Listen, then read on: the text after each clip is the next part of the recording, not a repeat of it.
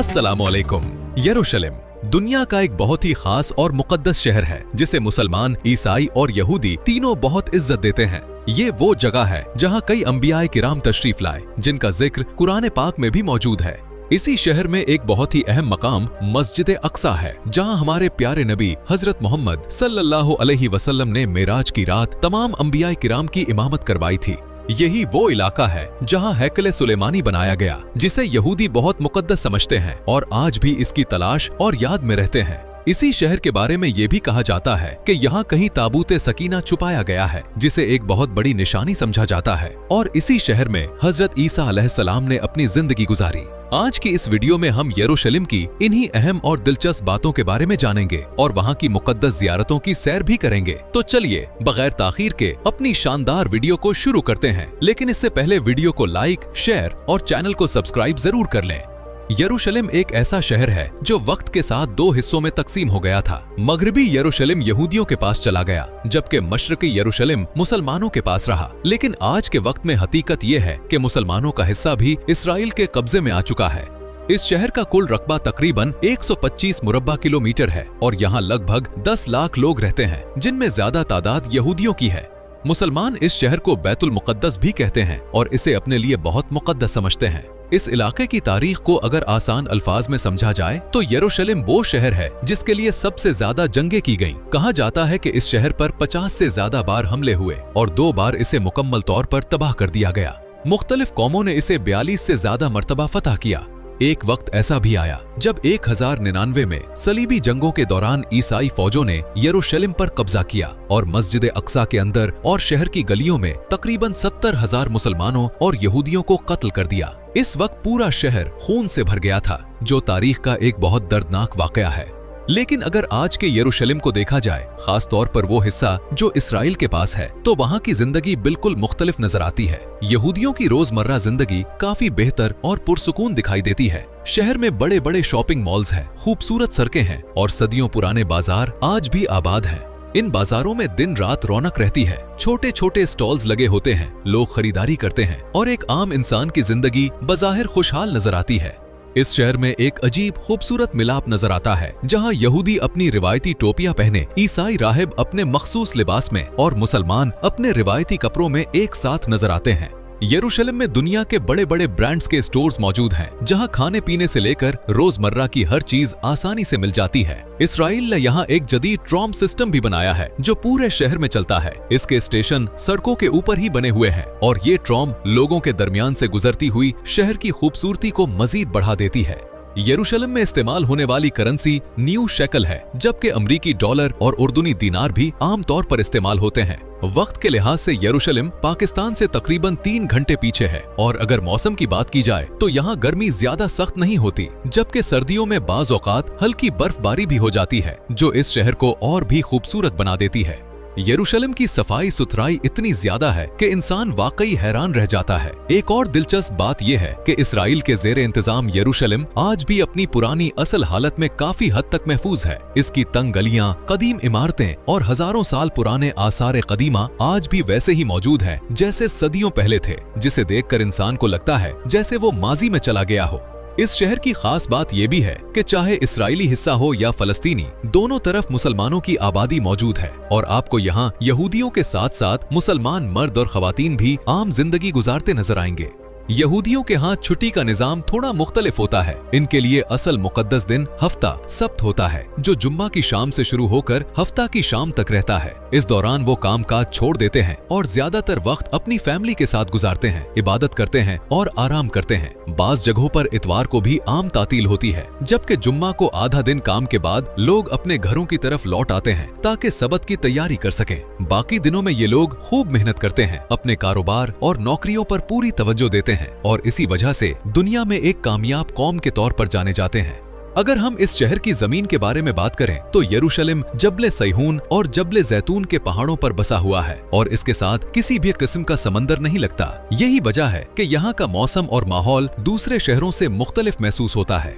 यरूशलेम से मशरिक की तरफ तकरीबन 40 मिनट की दूरी पर एक बहुत ही अजीब जगह मौजूद है जिसे बहरा मुर्दार कहा जाता है। ये दुनिया का सबसे निचला मकाम है और इसका पानी आम पानी जैसा नहीं बल्कि इसमें नमक की मिकदार बहुत ज्यादा है। इस कदर ज्यादा कि ना इसमें कोई मछली जिंदा रह सकती है और ना ही कोई पौधा, बल्कि अगर कोई इंसान इसमें उतर जाए तो वो भी नहीं डूबता बल्कि लकड़ी की तरह ऊपर ही तैरता रहता है। इसके किनारे पर काले रंग की मिट्टी भी पाई जाती है जिसे लोग अपने जिस्म पर लगाते हैं क्योंकि ये स्किन की बीमारियों के लिए फायदेमंद समझी जाती है। यरूशलेम के मगरिब की तरफ तकरीबन 60 किलोमीटर दूर बहरा रूम मौजूद है जो तिल अबीब और जाफा जैसे शहरों के साथ जुड़ा हुआ है और ये इलाका अपनी खूबसूरती और साहिली जिंदगी के लिए मशहूर है। अब अगर हम इस शहर के सबसे अहम और मुकद्दस मकाम की बात करें तो वो है बैतुल मुकद्दस, जिसे मुसलमान अपना किबला अव्वल मानते हैं और यही यरूशलेम की सबसे बड़ी पहचान भी है। इसका सुनहरी गुंबद पूरी दुनिया में मशहूर है। इसी इमारत के अंदर वो मुकद्दस पत्थर भी मौजूद है जिसके बारे में कहा जाता है कि यहाँ से हमारे प्यारे नबी हजरत मोहम्मद सल्लल्लाहु अलैहि वसल्लम मेराज के सफर पर तशरीफ ले गए थे और इसी जगह को डोम ऑफ द रॉक या कुब्बतुस सखरा कहा जाता है। इस पत्थर के नीचे एक छोटी सी हार भी मौजूद है। कुछ यहूदी अकीदा रखते हैं कि इस चट्टान के नीचे ताबूत सकीना छुपाया गया है जिसका जिक्र कुरान और बाइबल दोनों में मिलता है। ताबूत सकीना के बारे में कहा जाता है कि उसके अंदर हजरत मूसा अलैहिस्सलाम का असा, पत्थर की वो तख्तियां जिन पर तौरात लिखी गईं, मनु सलवा का बर्तन, हजरत हारून अलैहिस्सलाम का इमामा और दीगर अंबिया किराम के तबर्रुकात मौजूद हैं। यहूदियों का मानना है कि अगर वो इस ताबूत को दोबारा हासिल कर लें तो उन्हें बहुत बड़ी ताकत मिल जाएगी और वो दुनिया पर हुकूमत करेंगे। इसी अकीदे की वजह से वो इस इलाके में बार बार खुदाई करते रहते हैं। यरूशलेम में ही मस्जिद अक्सा भी मौजूद है जो मुसलमानों के लिए बेहद मुकद्दस मकाम है। इसी मस्जिद के इहाते में हजरत मरियम अलैहिस्सलाम इबादत और एतकाफ किया करती थीं। दोस्तों, हम में से ज्यादातर लोग गोल्डन रन वाली इमारत को ही मस्जिद अक्सा समझते हैं, लेकिन असल में मस्जिद अक्सा वो इमारत है जिसका कलर सुरमई है जो देखने में निहायत सादा मगर रूहानी सुकून देने वाला लगता है। इसी मस्जिद के अंदर अजीम मुसलमान हुक्मरान सुल्तान सलाहुद्दीन अय्यूबी का बनाया हुआ मेंबर भी मौजूद था जो 1969 में एक आग लगने के वाक़े में जलकर तबाह हो गया और ये मुसलमानों के लिए एक बहुत बड़ा नुकसान था। इसी मस्जिद अक्सा के इहाते में हमारे प्यारे नबी हजरत मोहम्मद सल्लल्लाहु अलैहि वसल्लम ने तकरीबन 1,24,000 अंबिया कराम की इमामत करवाई, जिस जगह को मुसल्लाल किबला कहा जाता है। इससे आप खुद अंदाजा लगा सकते हैं कि ये शहर कितना ज्यादा मुकद्दस और अहम है।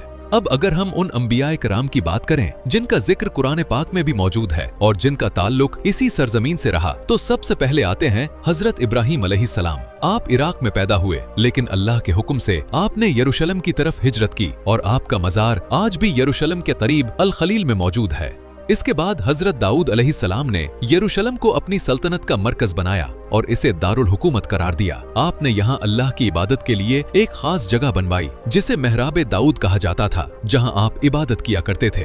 फिर हजरत लूत अलैहिस्सलाम जो हजरत इब्राहीम अलैहिस्सलाम के भतीजे थे, वो भी उनके साथ इसी बाबरकत सरजमीन की तरफ आए और कुरान में उनकी दावत का जिक्र फलस्तीन के इलाकों में मिलता है।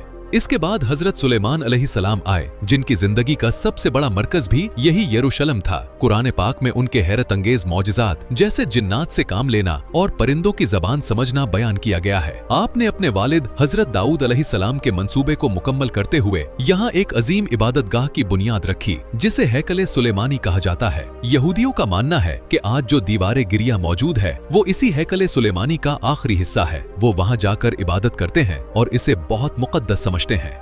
बाबल के बादशाह बख्त नसर ने इस हैकल सुलेमानी को तबाह कर दिया था और पूरे शहर को बर्बाद कर दिया था, जिसे बनी इसराइल की तारीख का एक बहुत बड़ा और दर्दनाक वाकया माना जाता है। इसी तरह हजरत जकरिया अलैहिस्सलाम का ताल्लुक भी इसी शहर से था। इसी तरह उनके बेटे हजरत याहिया अलैहिस्सलाम ने भी अपनी पूरी जिंदगी इसी मुकद्दस सरजमीन पर गुजारी और दीन की खिदमत करते रहे। इसी तरह हजरत इसहाक अलैहिस्सलाम, हजरत याकूब अलैहिस्सलाम, हजरत अय्यूब अलैहिस्सलाम और हजरत यूसुफ अलैहिस्सलाम ने भी कुछ वक्त यरूशलेम में गुजारा और तबलीग की।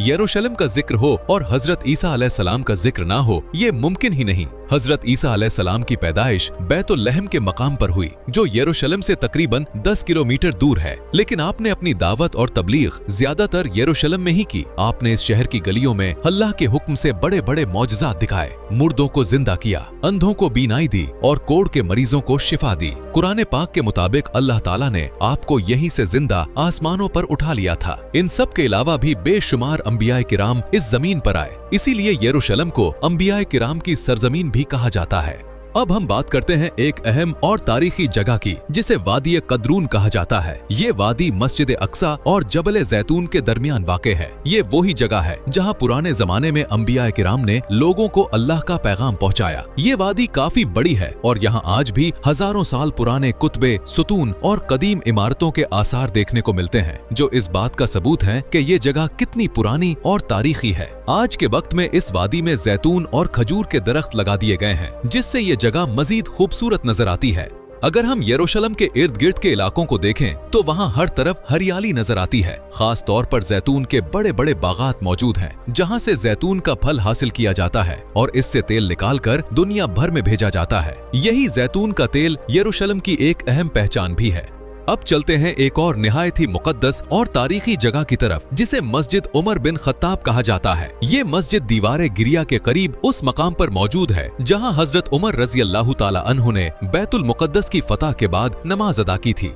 ये मस्जिद मुसलमानों के लिए तारीखी और रूहानी लिहाज से बहुत अहम है, क्योंकि ये मस्जिद अक्सा और यरूशलेम की दीगर मुकद्दस जगहों के करीब वाक़े है। इसके इर्द गिर्द कदीम बाजार और दीगर मजहबी मकामात भी मौजूद हैं, जो ज़ायरीन को दिलचस्प तजुर्बा फराहम करते हैं। अगर आप पाकिस्तान से यरूशलेम जाना चाहें तो एक अहम बात जानना जरूरी है कि पाकिस्तानी शहरी बराह रास्त यरूशलेम का सफर नहीं कर सकते, क्योंकि यरूशलेम का इंतजाम आजकल इसराइल के पास है और ये बात पाकिस्तान के पासपोर्ट पर भी लिखी होती है। जो लोग वहाँ जाते हैं वो ज्यादातर उर्दून या मिस्र के रास्ते से जाते हैं। आमतौर पर लोग ग्रुप की सूरत में सफर करते हैं और बताते हैं कि वो मुकद्दस मकामात की जियारत के लिए जा रहे हैं। आखिर में दुआ है कि अल्लाह ताला दुनिया भर के तमाम मुसलमानों पर अपना रहम फरमाए, आमीन। तो दोस्तों, ये थी आज की हमारी बहुत ही इंफॉर्मेटिव और दिलचस्प वीडियो। उम्मीद है आपको वीडियो पसंद आई होगी। अगर पसंद आई हो तो वीडियो को लाइक, शेयर और चैनल को सब्सक्राइब जरूर करें। इंशाअल्लाह जल्द ही एक नई दिलचस्प वीडियो के साथ दोबारा मुलाकात होगी। तब तक के लिए अल्लाह हाफिज।